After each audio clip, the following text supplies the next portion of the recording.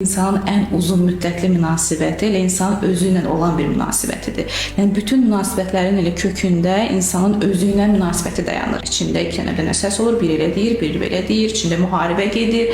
İnsan bu zaman depressiyada yaranar, baş ağrıları yaranır, yuxuya getməyə çətinlik çəkir, onu daha da qıcıq edir, daha da aqressiv edir.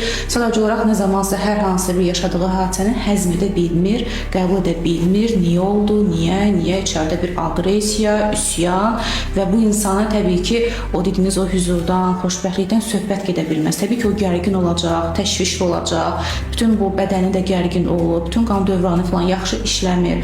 Bax, bu zaman təbii ki, insan özü həll edə bilirsə, nə gözəl. Amma o düyünlər dediniz, bəzən insan elə ki, ilişir, həll edə bilmir. Amma çox şükür ki, bugün hər sahənin öz mütəxəssisi var. Əgər hiss edirsinizsə ki, nəsə biraz ilişmələr varsa, mütəxəssisə müraciət edin ki, hansı ki, bu düyünlər açıldıqdan sonra təbii ki, daha rahat ola bilərsiniz.